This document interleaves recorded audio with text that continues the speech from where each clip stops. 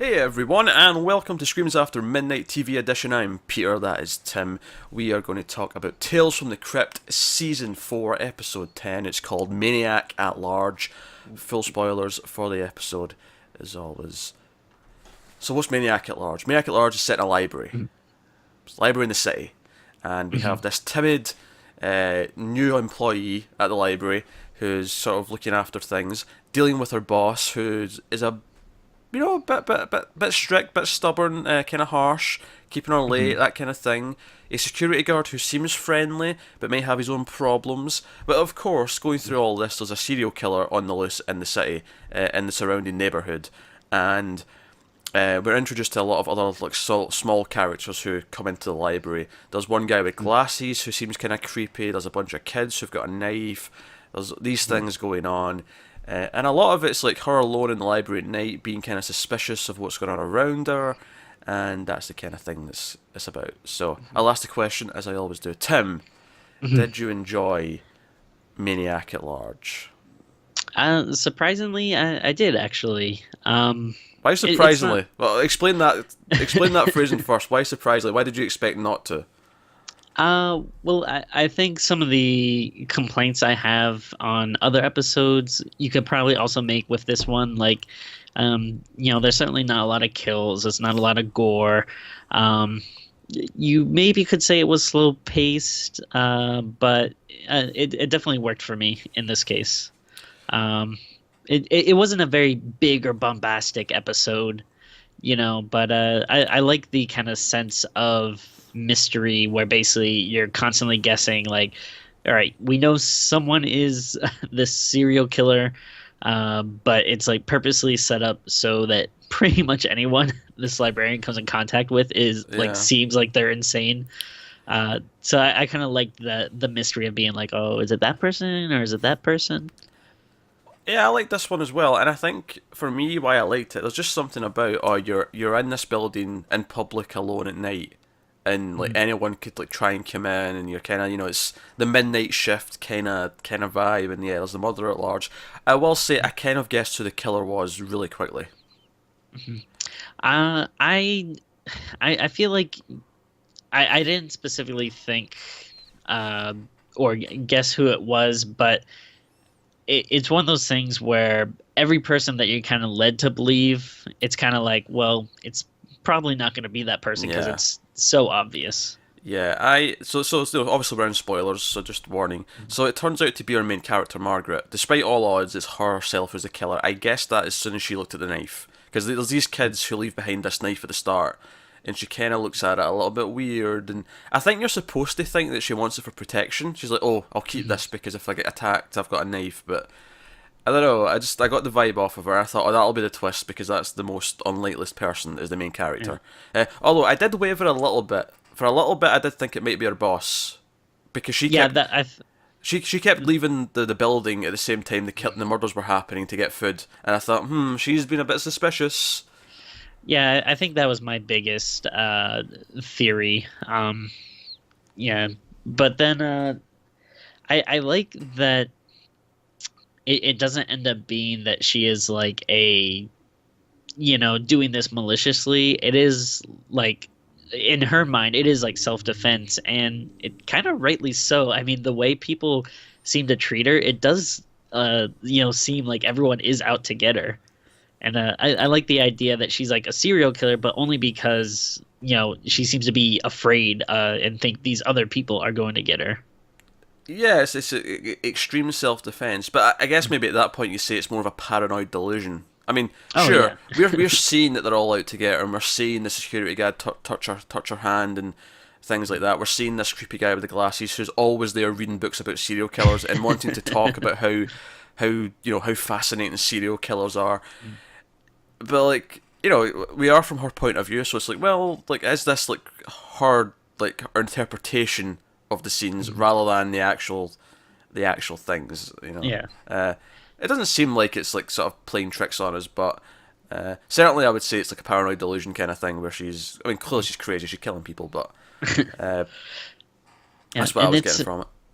Yeah, and in a weird way, it's actually like pretty fun Like just the way it's filmed, it seems more like a almost like a lighthearted whodunit kind of comedy as opposed to like a really serious, trying to catch a criminal or something.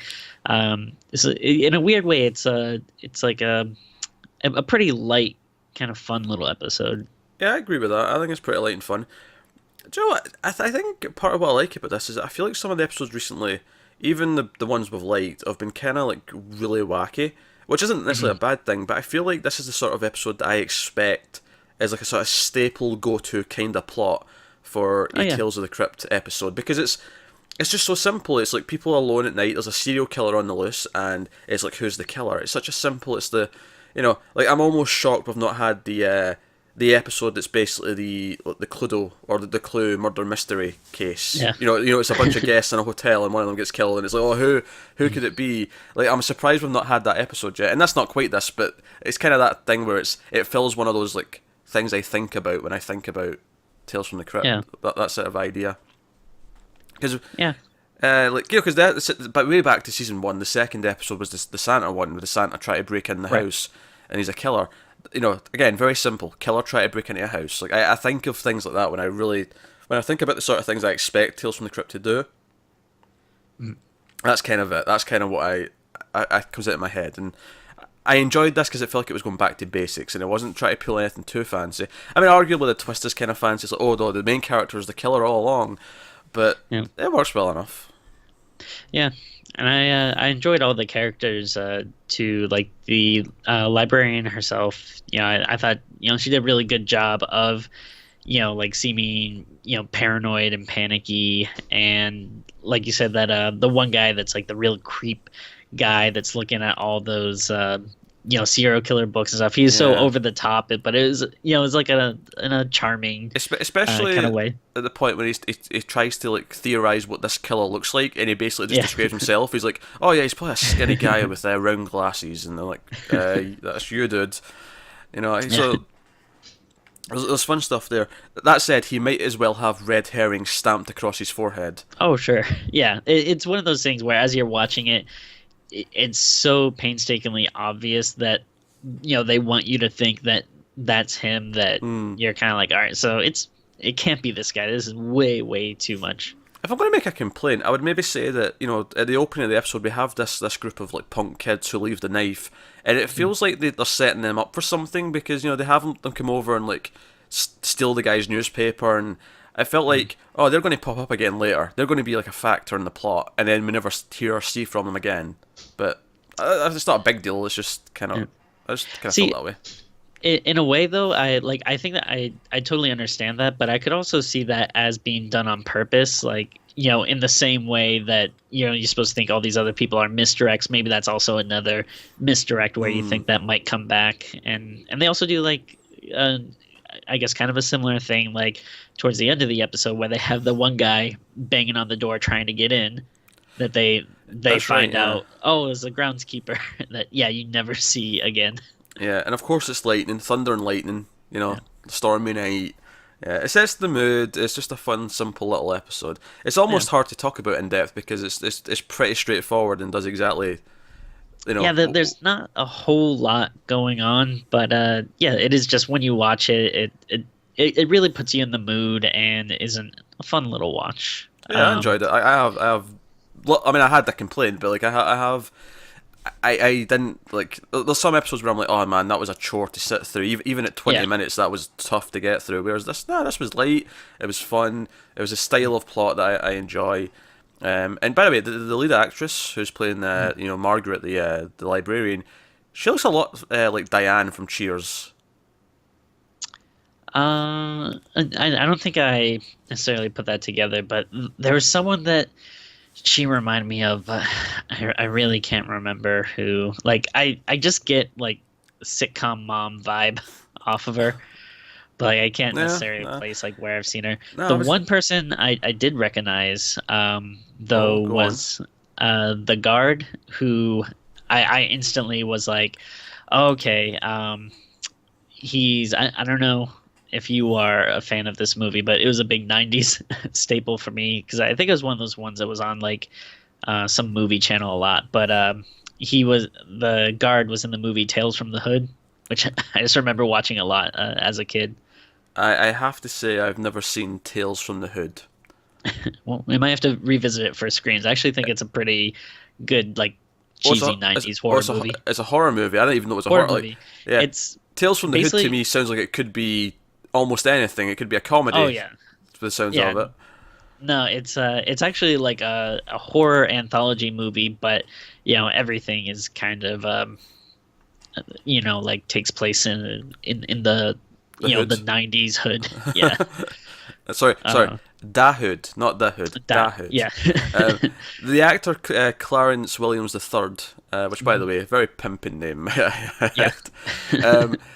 I have to wonder, is he just like went through his whole career doing things that are called Tales of the or from the is the next thing he did Tales from the Space Station, Tales of the I don't know. Tales of Romance. I don't know.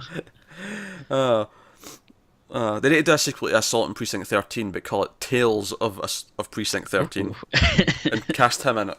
That's my pitch. I'll watch that. That's my pitch. Actually, I felt like I recognised that at one point there was a detective who he's not a big role. He just kind Oh of right, yeah. he brushes off like the stabbing in the book as it's a bunch of kids kind of Yeah. thing. I felt like I recognised him, although I've clicked in his IMDb and I'm not seeing anything sticking out at me. That's Oh, that's what he's in Dear White People, which I did with Connor over the summer. Oh, okay. He's in that. To his credit, though, he's not aged much in 20 years because he looked pretty similar. In that, but I knew I'd seen him in something recently. Oh, that's weird. It's weird that I just saw him in something new. But I feel like every episode of Tales, there's at least one moment where you get where do I know this person from? yeah, it happens a lot. I didn't recognise the main people though. I mean, she reminded me of Dan from Cheers because of the hair and the kind of thing. I can see that. Oh, she was in Meet the Parents and Meet the Fockers. Oh, that's probably where I recognize her from. She'll be the mum. I can see that. I Yeah. imagine. Yeah. Okay. There you go. That's this week's Tales from the Crypt. Like, it's not gonna make like the top 5 best episodes or anything, but it's a very very easy, nice little watch. Yeah, it's I'd an say. easy, solid episode. I mean, Yeah. I think it says something that we were quite positive about it, but we kind of ran out of things to say at the 8-minute mark, and we've just been talking Yeah. about we've seen actors before since then. Like, it maybe says something that's kind of where the conversation went, but it was a fun watch. I have little to complain about. It was dependable. And to be fair, this season's had a lot of stinkers. Like, we've had quite a few this season we've not liked, so this was quite a refreshing treat. Yeah, I would say this might be the roughest season yet. Yeah, I would agree with that so far. But then again, I don't know, we've got like 4 episodes left or something like that. I mean, who knows? True, Maybe the rest will all be classics, and it'll be like, well, now it's kind of evened out. It was just lopsided. Like all the good ones were at the end, as opposed to. Yeah. Well, one last thing I will say about it is, I do like the word maniac. I feel like it's not used as much nowadays. I don't know. It's I think it's a nice word. I think I like it as well, but I think it's a politically correct thing. Oh, is it? I'm not sure. I'm kind of making a guess here, just based off of. I don't know what, but I think maniac Could be possible because you're assuming they're psychotic when they might not. Like that's offensive to people with mental illness. It's just like I can kind of connect it in my head. Maybe I'm talking bullshit, Sure. but maybe that's why it's not. That, maybe that's why it's not maybe. used as much anymore. It's a good word though. Oh. I like it on its own as a word for a killer. Yeah. Maybe that's how you solve it. You just say, oh, it just means a killer. Like, it doesn't mean anything else. Doesn't mean any other type of person. It just means serial killer's a maniac, and we can just use it for that. Yeah, it's just I like really nice, like evocative, hard-sounding words, and it's just one of those ones that really, like, you say it with a kind of thud, like it's, it makes its point and sticks with you. Murder is a great word. There's been a murder, but murderer is a bit clunky. So maniac instead of murderer sounds better. Yeah, because you could easily say murderer on the loose, but it doesn't sound as catchy. But maniac on the loose, you're onto something.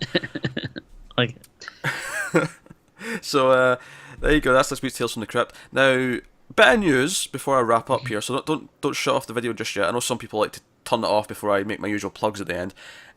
We're going on a little bit of a break from Tales from the Crypt just now. This is going to be the last episode for a month, or just over a month. We'll be back at the start of November with more episodes. We'll continue where we left off, and we'll be back, and everything will be fine. Don't panic, the world's not ending.